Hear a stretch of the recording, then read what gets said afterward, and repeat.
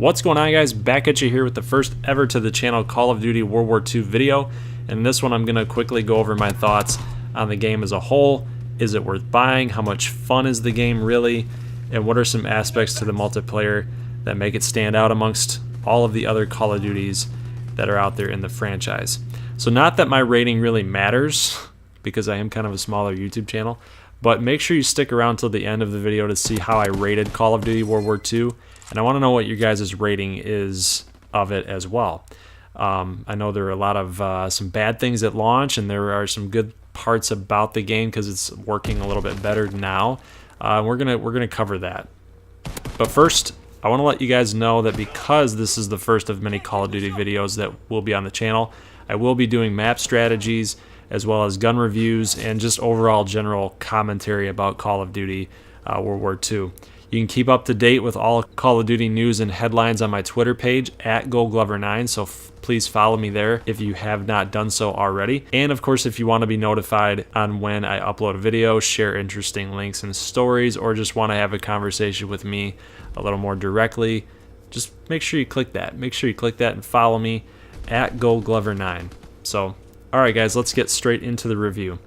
First, I want to talk about the launch of the game. And it was by far, and by many accounts, the sloppiest launch in Call of Duty history. You could easily classify that as an opinion, but the server issues, connectivity going haywire, as well as the well-known, by now, infinite loading screen really put a damper on the humongous hype that we all had when we pre-ordered, tested the beta, and even stood in line for the midnight release. I know I was one of those that stood in midnight release, and when I was driving home, I'm like, oh my god, boots on the ground, it's finally back. The beta was pretty good. I'm excited about this. And honestly, one could say that Sledgehammer Games just really dropped the ball with this one. And the 3-1 popped up. Castillo dropped the ball. He dropped the ball. Here comes Teixeira, and the Yankees win. Oh my goodness! He dropped the ball. What an ending! I'm sorry, Mets fans, but you know, things happen. Things happen. There is recent news that Call of Duty has fixed its dedicated servers due to some of the coding that was quote-unquote wacky. They switched connections to run on peer-to-peer, so P2P for short, although this did in fact help me connect more locally to a good lobby host. Peer-to-peer won't ever offer the most reliable or consistent experience as a dedicated server would. So to make up for all the issues, Sledgehammer Games gave us double XP for quite some time. Now I'm not sure how that reconciles all of the grief and the bad PR, but things seem to have leveled off and connections are becoming a little more stable by the day. In other words, less Twitter complaints. I have not seen a whole lot of Twitter complaints. When I'm having issues, I usually go straight to Twitter and see if everybody else is complaining about it. And from what I've seen, it's really started to tone down. So aside from the really terrible launch, there's some good things about Call of Duty World War II that I'm excited for as we move into the future with this game. There's some really good base things about the game. One being the HQ. The new HQ is a much needed and well-designed feature of Call of Duty World War II. Some may even say Sledgehammer Games copied off of Destiny with its many social spaces. Not only the social spaces, but the addition of weapon mini perks, such as epic weapons handing out 10% XP and zombie perks, can also remind many of Destiny and its gear, giving players added incentives to wearing or using certain cosmetics or weapons. Despite that concept, though, being used in Destiny and other larger MMOs, its addition to Call of Duty is both refreshing and it's fun. The collections and contracts from the Quartermaster allow you to work towards something and farm supply drops. This makes the multiplayer satisfying to both completionists and even to the lesser skilled players as a fun way to keep playing. What else makes HQ a fun social space is the ability to just hang out with your friends, or even when you're waiting around in the lobby. While others may need to back out, we've always got that one guy that wants to back out. He needs to go get his Cheetos and his Mountain Dew. You can touch up on your gunplay at the firing range by testing out how a weapon handles with a grip, without a grip, iron sights versus no iron sights, whatever your little heart desires, you can just do it. You can play around with the guns and the attachments to see what you like, see what works, see what doesn't work. It's a really nice feature for those who really want to improve their accuracy and their overall gunplay. Prestiging your weapons, zombies, score streaks, and even an emblem creator can all be found in the HQ as well. You can even challenge someone to an old-fashioned duel between two gentlemen, of course, inside the 1 versus 1 pit. So I have not personally tried the pit, not because I feel like I'm gonna get wrecked, but I might be doing that with some of my friends. Maybe we can challenge each other. Let's do that. How about we challenge each other? You can find me at GoldGlover9. We'll challenge each other. I will be using my M1 Garand that I've kind of become a master at. So we like my M1 Garand. So I've never been in it personally, but I've seen the action watching from above on the cliffside, and it's pretty entertaining. It's pretty entertaining to see 1v1s go on. Lastly, the supply drops and social rank rep. So it pays to watch other players open up their supply drops, as you can earn added social rep, which in turn helps reward you with your very own rare supply drop once you've reached the maximum points for that rep level. What's cool is that with these supply drops, as in many of the newer Call of Duties, you never know what you're going to get. And those will be added into your collections folder so you can start moving towards unlocking the epic weapons or cosmetic items for your player model. The ones that give you the 10% XP in the collections list. It's kind of like Madden Ultimate Team, like when you're collecting cards or trading cards of players. It's kind of like that. So I like that. I think it's a good feature. It's much needed.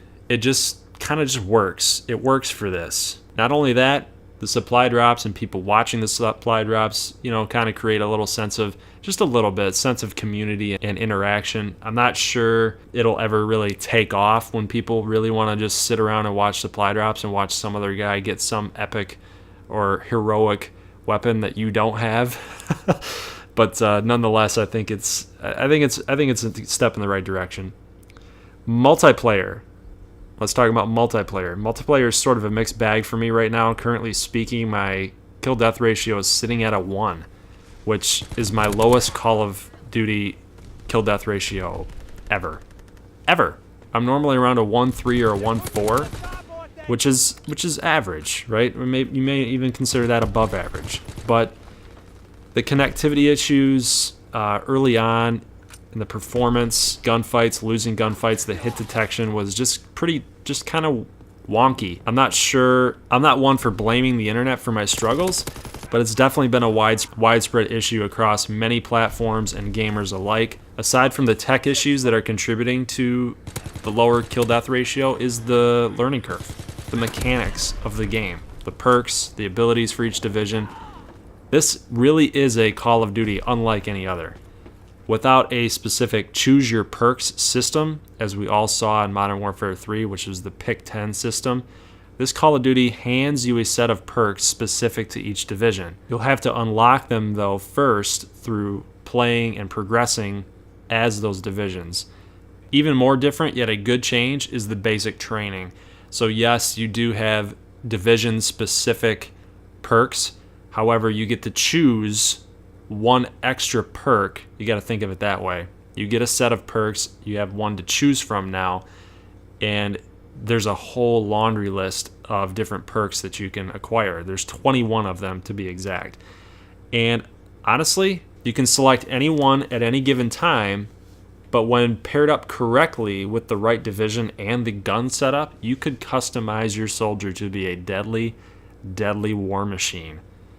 Obviously, your playstyle will have to mesh with that division, gun setup, and basic training you're employing, but the point remains, the customization many thought wouldn't be there because of this removal of the Pick 10 is still there in Call of Duty World War II. It just takes a little fine-tuning to get it right and to match and to mesh with your playstyle. All in all, if they truly do fix the dedicated server issues, I believe the multiplayer is extremely fun and rewarding with the collection system, the supply drops, the community feel, the interaction between players. You're able to commend players to increase their social rep. They can do the same to you. It's fun and rewarding, and that's kind of really how I would describe the multiplayer for Call of Duty World War II. Obviously, there's things that need to be fixed on the tech side, but I feel like the base is there where it's going to give players that sense of progression and improvement, and really just overall have a really, really good time with it. It does play a little bit slower than the last few Call of Duties unless you're using SMGs, of course. Obviously, with the boots on the ground, it's going to be a little bit slower and the jetpack removal, but it's a much needed change of pace, and it's an overall just a fun experience. But let's talk about the campaign now. The campaign is probably the most emotionally tugging campaign that I've probably played in Call of Duty. With likable characters and storyline about brotherhood, it's really good. It's really well done.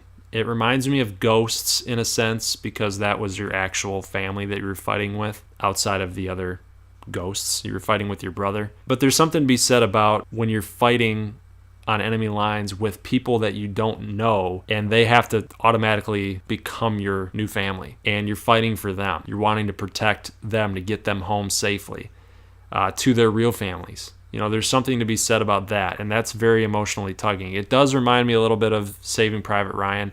I feel like the main character, Red Daniels, kind of looks like Private Ryan. He kind of looks like Matt Damon a little bit. So I'm not too sure what the thought process was behind that for Sledgehammer. But even on the veteran mode, which is the hardest mode, it seems a little too easy. So the storyline is really good, but the gameplay inside the campaign is a little goofy. Your squad mates can't hit targets 5 feet in front of them, and they find terrible positions for cover, therefore offering little resistance to the onslaught of enemies you're about to face off against. You're always seemingly to be outnumbered, and your squad mates don't really contribute a whole lot other than giving you med packs or ammo. So it's a little goofy in that respect, but like I said, the story, the characters, and the graphics are very, very well done. So thumbs up to Sledgehammer Games for making it an enjoyable experience. So guys, in conclusion, I give Call of Duty World War II an 8 out of 10. With the campaign tugging at your emotions and really making you feel the magnitude of the Second World War and the sense of brotherhood, and the additions into the multiplayer experience, this Call of Duty does a lot of things right that, at least for me, where others have gone really wrong, other Call of Duties didn't really get it right. It's more than just boots on the ground. It truly does differ from past Call of Duties in a positive way. And it really is a shame that for such hype and excitement that this game created, and how good it actually really is at the base level, that it had to get off on the wrong foot and really turn people away and piss people off. There's obviously room for improvement and room for repairing those who were angered and turned off by the launch week, which is why I scored an 8 out of 10. I feel like there's improvement, and it could be a 10 out of 10. I really, really do feel that way. So I hope you guys enjoyed the review. What are your thoughts on Call of Duty World War II? Are you enjoying it? Were you personally affected by the issues on launch day? And if so, will you give Call of Duty another shot if they start fixing some of these connectivity issues and these techie issues? So leave a comment below. I want to know what you guys think, and leave a like if you like this video. And if you like it, love it, want more of it, you know what to do. Hit that little red button or my logo for a subscribe. And I'll see you guys in the next video. Keep it right here for more Call of Duty videos as I cover gun reviews and map strategy, and of course just overall commentary and general commentary about the game, game news, upcoming DLCs, things of that nature. And you know, I'll even throw some fun stuff in there, seeing me do some free-for-all or you know, just overall multiplayer gameplay. So I'll see you guys then, and as always, peace.